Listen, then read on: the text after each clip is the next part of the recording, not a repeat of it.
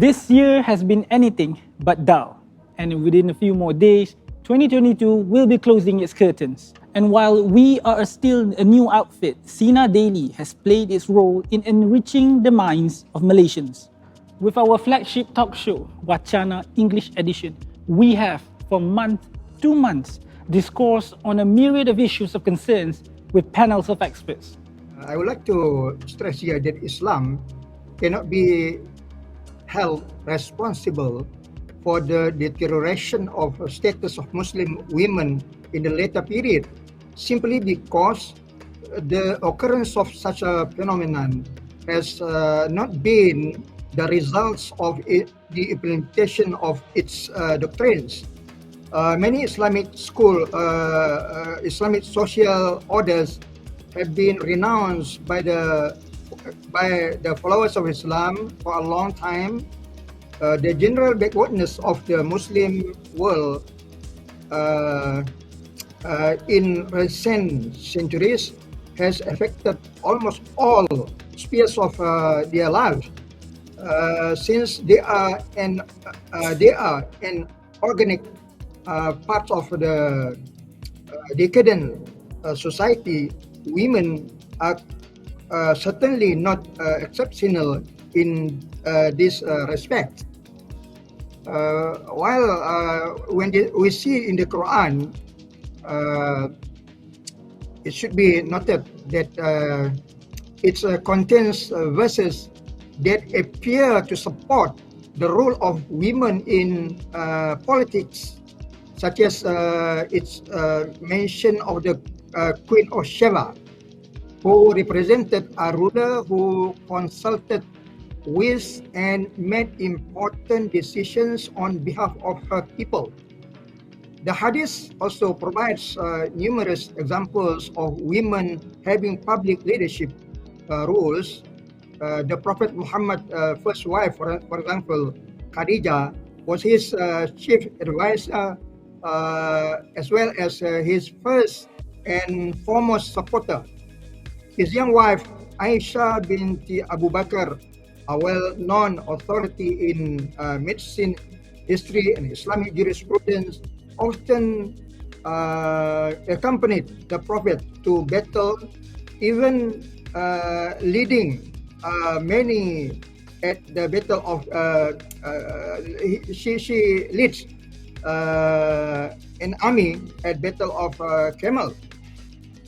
However, there is a hadith which attributed to Prophet Muhammad, mentioning that he says that never will succeed such a nation as makes a woman their ruler.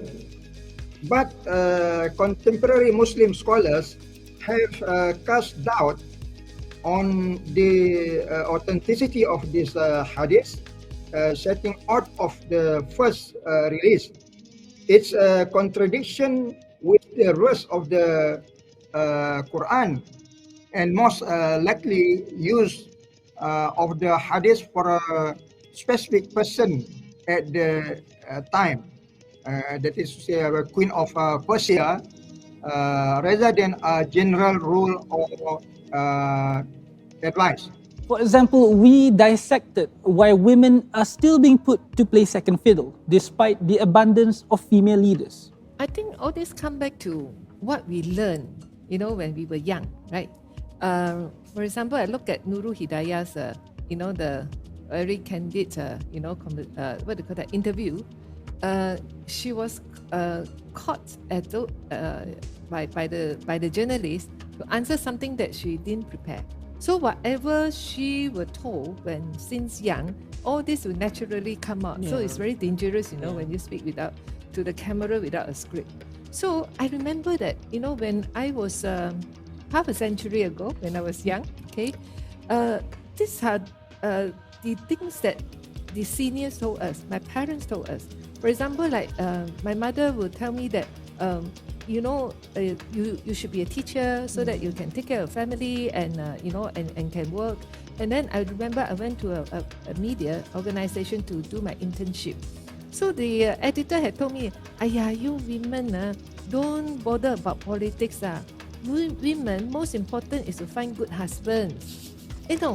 Find good husbands. And here you are five terms later, right? Yeah, that's right. So that was 40 years ago. 40 Sure. years ago. So now this kind of what do you call that teaching or Yeah. thinking have been perpetuated. Generation to generation. That's why there are still people who, think in that way, even young women. So I believe Nuru's parents maybe told her the same thing. Women, just stay at home to find good husbands, take care of children.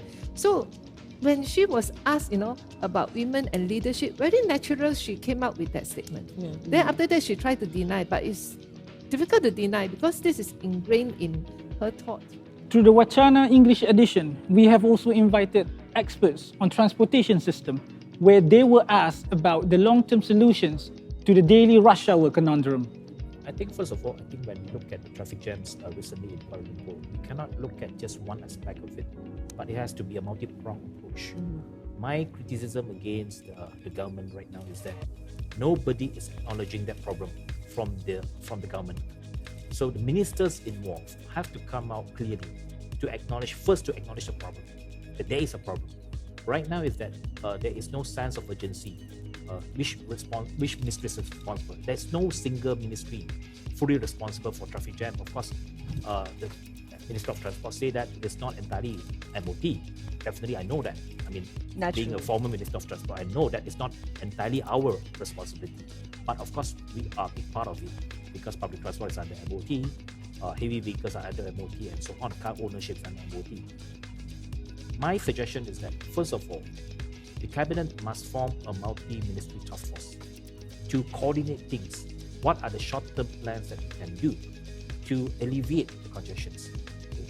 Part of the problem is also because there are a lot of construction projects going on. That's right. In Klang Valley. That's right. A lot of new highways, MRT projects and so on.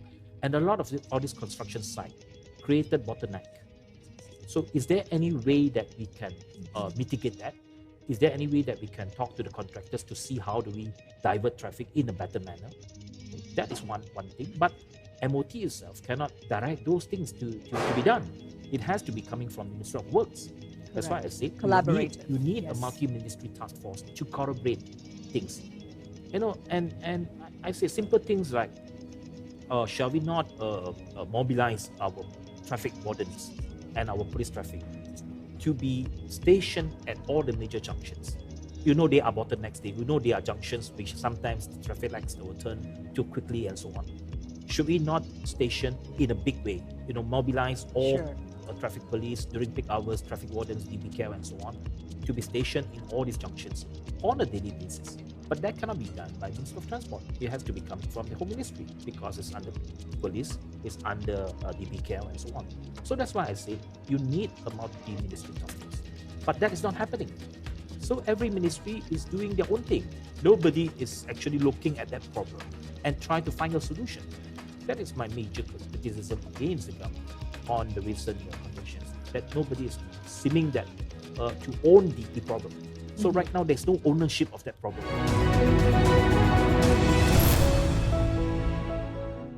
Okay, this is Louis Vuitton. Alma BB. What bag is this? Christian Dior. Christian Dior. Can you show the people the bag? Oh, okay. Hush Puppies. Hush Puppies. This Coach. This Coach, and this one is? Also Coach. Coach also.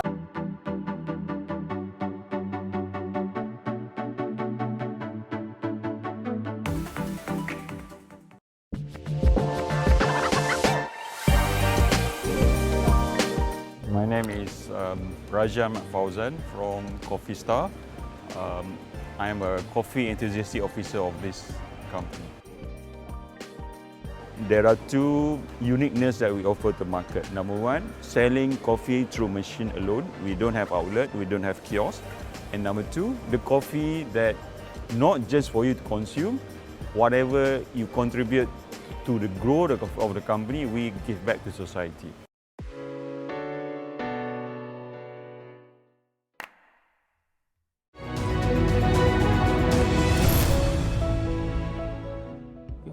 We also delve into Malaysia's controversial citizenship laws, in which Malaysians' mother are unable to confer the Malaysian citizenship to the children who were born overseas. Now, we don't want to see only an amendment on paper, and there's no morality among officers to see this through, to ensure that at the end of the day, these children can proudly say, I'm a Malaysian citizen. Now, coming back to what you said about Malaysia being a signatory of the Convention on the Rights of Child, CEDAW, and also that we are a member of the UN Human Rights Council. Correct.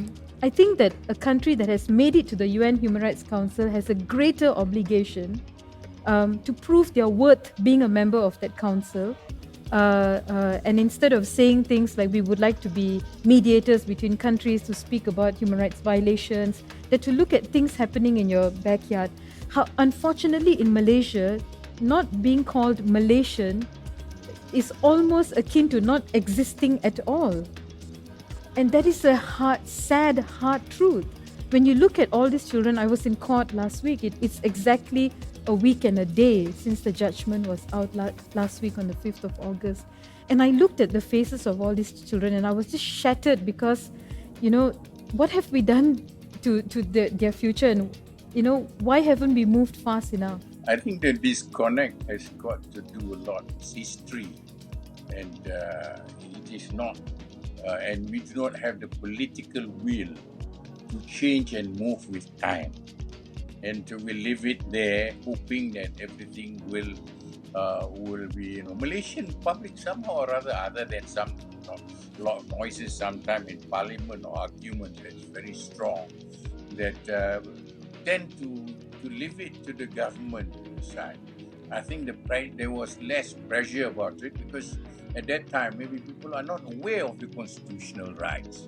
And people think, oh yes, it is the function of the government to decide, because under 15.2 there is that provision. But I think the sad part of it is that this 15.2 does not take away the right of a minister using his discretion to give citizenship.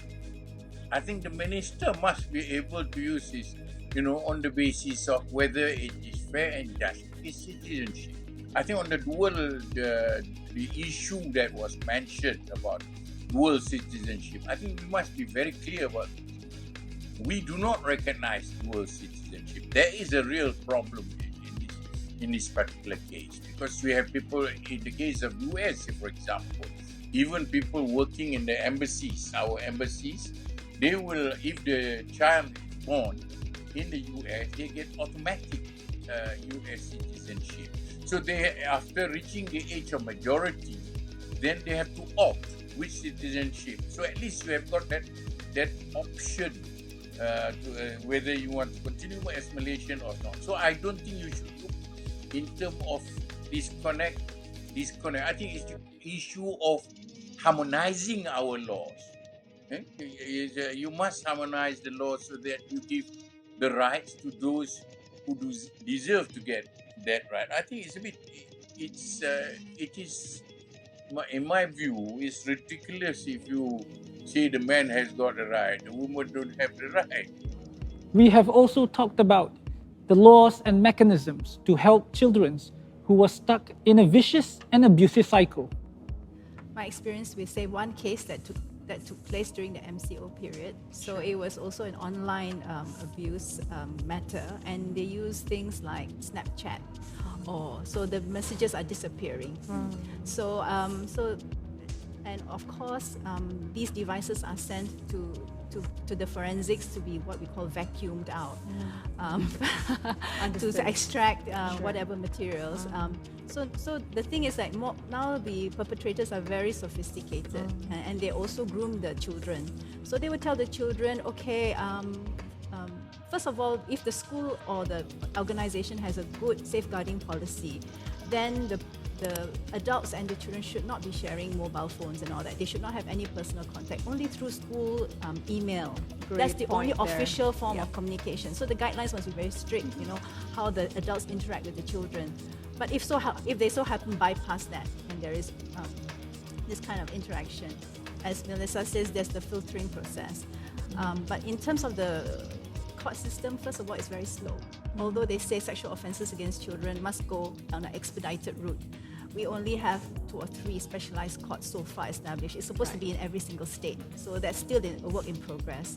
Secondly, I think even the supporting things like screens or video link rooms is really inadequate. So we have recently, just in the past month, when a child victim had to give evidence walking through the corridors into the witness dock, the screens were just like patchily placed very haphazardly. And when she was walking through to her place, the perpetrator was in full view and she was affected emotionally, so she couldn't give her best evidence. So small things like that. It's not difficult to do. Separate passageways, blocking screens. It's very, very simple. But I don't know why that also we cannot do properly. I'm just giving you a very simple example. Yeah. Regarding the evidence itself in terms of online, I do understand that a lot of the enforcement agencies that could be overwhelmed. We heard in Parliament there's thousands of cases that are reported about online sexual abuse, but it's not investigated.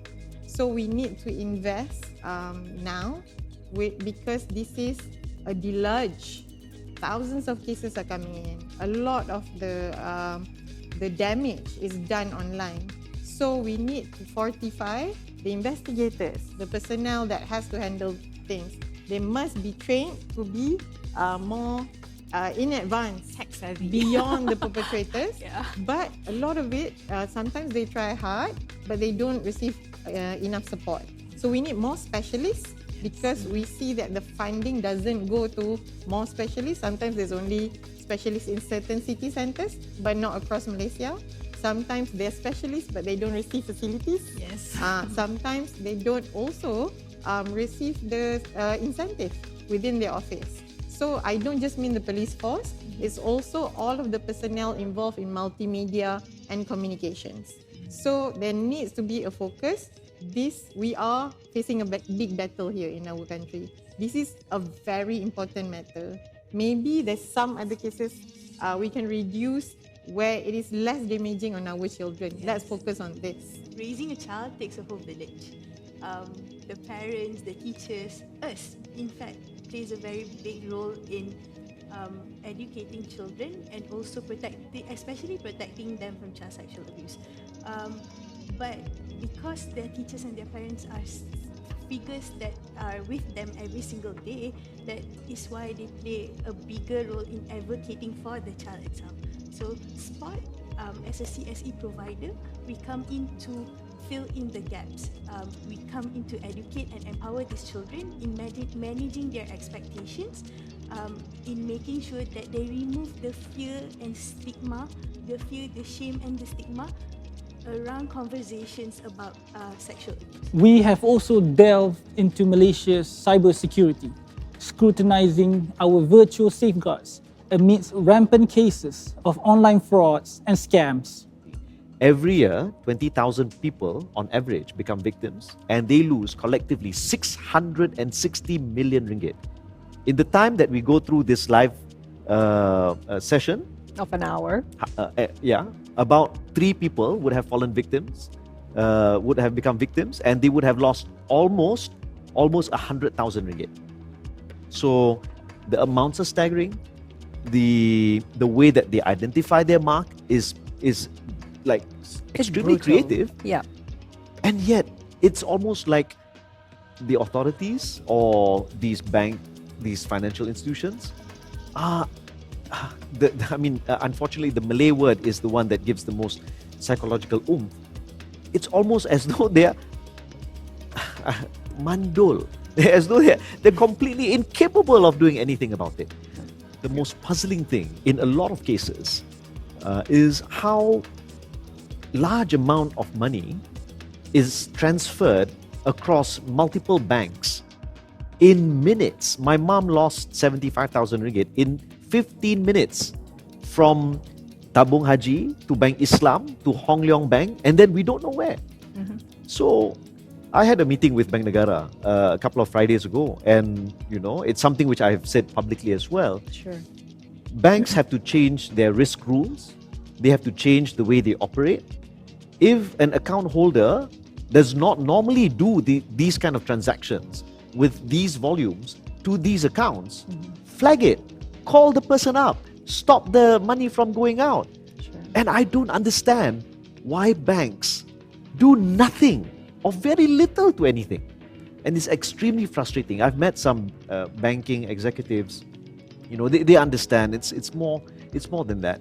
In fact, some of them gave me a very good proposal or idea. Right. That banks, in their annual reports every year, should disclose how many victims of scams is affected through their accounts. So every bank then releases a number, how many scam victims they have, with how much lost, and in that way, make it competitive among the banks, and people will know, hey, there are a lot of people who kena with this bank. I don't want to. And this was actually proposed to me by a banking executive. So you're thinking of APK files, and APK stands for Android Package Kit, and this is the file format that Android uses to distribute and install apps. So to understand why APKs are a thing, you would have to understand the nature and spirit of Google. And this is because Android is developed by Google, and Google leads and supports open source initiatives. Google releases the source code for Android users under an open source license. And the fact that it is open has fostered a large community of developers and enthusiasts to use the open source data as as a foundation for community-driven projects, and allows promising coders to explore the talents and nurture the talent and develop new applications. So of course, there are people who are going to abuse this opportunity, and they are going to create malwares. So I don't really recommend outright banning, because that's not a very good solution to the problem. You're just going to end up disrupting the technical solution that leads to black holing. And we're just going to stifle creativity and talent, and that's the last thing we want to do. So instead, it's more practical to develop a more holistic and comprehensive practical approach. And that is by starting from number one, we just have to exercise caution. We just have to remind people to exercise caution and scrutiny of what they're actually allowing into their devices, and who they need to think who or what they're allowing into the spaces, into the computers, into the screens. And there's always the underutilized report option, and people are not using that enough. And you could use that to alert companies that there's a malware and they need to remove that. But apart from that, I don't really recommend technical solutions. But this is, again, I come from policy perspective, and policy approach is always the most practical solution.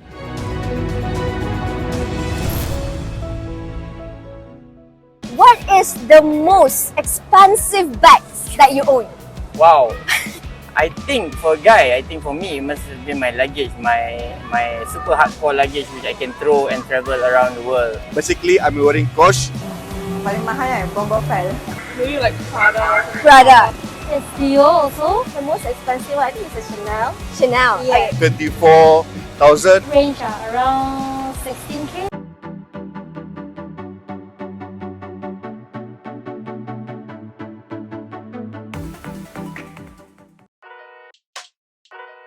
Okay guys, we're gonna do the pure tone audiometry test now. So let's see. I think we're gonna do my left side first, right? Okay, sure. Left and right. Oh, left and right. Okay. So what's gonna happen? Like exactly? What's exactly gonna happen? Okay, actually, you need to respond the sound. Okay. I have this to click every time I hear so something. when you hear very loud or very soft, you just click it. respond. Yeah. Okay. Okay. All right.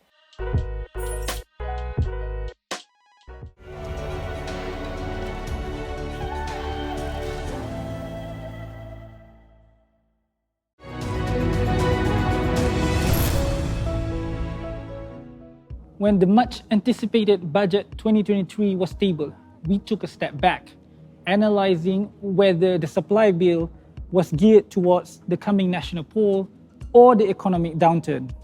First and foremost, we need to acknowledge that post-GE 14 and also post-Sheraton move, there's a political fatigueness engulfing the whole nation. And we all know that because of that, most voters, young voters especially, are fed up, disillusioned, and perhaps they are mulling the option of not voting next coming election. And also due to that effect, I believe now the trend is, as what you rightly commented, moving towards more of the praising personality rather than party. But as much as I would like to agree with Yang Muhammad Yobiin, I must say that we are, as Malaysians, still very much influenced by identity politics. Yes, I would love to see more Malay parties focusing on policies. Definitely they are doing that as well. But underlying those substantial debate on policies, one cannot run away from race and religious ethos when it comes to positioning certain matters like cultural matters. Those are part of policy as well, and institutions. So I believe we must balance them.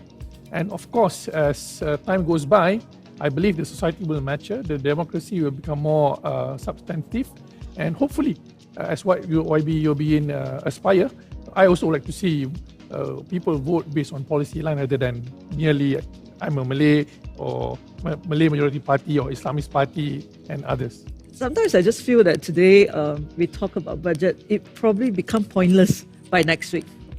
We talk because by next week, let's say if there is a dissolution, then the parliament will come back to pass another budget. If there is a new Ministry of Finance, etc., or new government. So I think at this moment, as everyone knows, Pakatan Harapan as well do not agree with the going for election at end of the year. But I'm more concerned about whether or not we are prepared to face the flood. Just now you were saying that this budget is related to the flood. Actually, it is not. This budget is for next year. So what is this year is whatever that they have been budgeted for and they have prepared. And my worry is execution, like what the senator has said. My worry is not how much you have. You are here. You show all your assets. Whether the assets can work. For the final episode of 2022's Wacana English edition, we stroll down memory lane, reviewing what Malaysians have braved through as a nation. Unpaid care work kind of encapsulates cooking, cleaning, household chores, caring for the elderly, caring for your children, which are very much contribute to the stability of a household and of course the economy as well. So the fact that we're not recognizing that, because it makes such a huge part of the economy, all these housewives at home caring for their elders and their children, is a huge loss to us because they're losing out on so much. And despite us having now like iSuri and all that, which are good steps, I think that this childcare issue is not a very complex one. It's actually a fairly simple one because childcare is just one of the main barriers why women can't enter the workforce. They can't work, they can't study, continue their studies, or another barrier why they can't re-enter after giving birth. And so if we want to encourage more women to enter the workforce, retain their jobs, and of course that can be related to closing the gender gap, we need to provide more childcare centres, and if that falls under the purview of their company or under KM, that's great. But we have to really address this as soon as we can because the women and the male gender gap is already very different, very, very stark difference, right? And also with that, if we want to have more and more childcare centres, they also have to be of like reputable quality standards because we've seen many cases of children losing their lives and injuries and all that because they have gone to unlicensed childcare centres. So there needs to be a very, very immediate action to tackle this issue because we're losing out on so much talent and brain drain because people are staying at home and not being able to enter the workforce. And then, of course, there's this big scandal around the ratification of the CPTPP by Dr. Sri Azmin Ali. That's right. He was the We passed minister. the deadline. Yeah, he basically was the minister that blocked CPTPP on the instructions of the previous prime minister in 2018. And suddenly now, as the new minister in another government, he decides to ratify it 3 days before the parliament actually was dissolved. And when he ratified it, there was no engagement. And imagine this, from 2018 to 2022 to 2022, just before, so probably about October, December, there has been no real engagement and work done to prepare the country economically for the CPTPP. There's no non-tariff barriers that's been set up. There's no regulatory framework. Myself, as a climate change person or as an ESG person, I'm horrified by it because we've got a lot of economic activities happening now that is supporting climate change. We talked earlier about flood barriers, flood mitigation, That's but there's right. also carbon trading. There's also sequestration. There's all the penalties that's related to climate change. There's higher pressure on emissions, right? Now, we do not have the legal frameworks yet available in this country, and CPTPP comes in. Now we're going to have businesses coming into this country wanting to join this part of the economy, and in the absence of legal framework, what will happen if there's a dispute? Since we don't have the legal framework, it will have to go to the international courts. It'll have to go to the ISDS, and we will definitely be in the back foot. So I think, to me, the parliament was also disappointing because the government actually has, probably still has the opportunity, even after parliament, to make a formal declaration. We will withdraw from the CPTPP, for instance. That's right. Or to say there are certain policies that we will suspend and review and revamp going into the next parliament because going through the next 100 days, simply because this was done in a rush manner. It was done really on political incentive, and it was done really in an irresponsible manner, which hits very much on the governance side of the ESG. In 2013, we saw a general election where the volume of money used in the election was stupendous amount of money, and we were wondering, where did all this money come from? And 2 years later, in 2015, we had the 1MDB scandal. And the 1MDB scandal indicated to us two very important things. First, 1MDB is a GLC, and the GLC was a system through which you can get money out of the government through the GLC system and channel it into the hands of politicians who sit as directors. It can also be used to channel funds down to political members of political parties. The second thing it introduced was the foreign funding. Should we have foreign funding of a political system? Now, these were issues we discussed way back in 2009. And we had the opportunity to introduce the Political Financing Act. We didn't do it, and it led to a monumental scandal, the 1MDB. Malaysia came to be known as a kleptocracy. Did we learn the lesson of what happened? No, I'm afraid we didn't. Even when Pakatan came to power, they talked about introducing a reform of political financing, and they were in power for 2 years, and during that time we didn't see it. And soon after that, we had the fall of the government, and then later, just recently before the government, before we had the general election, there was talk about introducing a political financing, and because the situation was now dire, it's really serious. We need to level the political playing field. We need to ensure transparency and accountability in how parties get funds. And these were the issues we were talking about. How do we ensure that all political parties, the new parties in particular, when they enter the political arena, they have sufficient funds to compete fairly? And that was what the law is all about. How do we ensure that the existing system that we have, the financing system, which is so covert, we have no clue where the money is coming from, that this is now brought out into the light? Indeed, it has been one heck of a year. We survived the ongoing viral pandemic, braved political turbulence, voted in a national poll, weathered monsoonal deluge, and withstood heart-rending landslides. Nonetheless, it's time to bid adieu. But goodbyes are not forever. Goodbyes are not the end. They simply mean until we meet again. Happy New Year, everyone.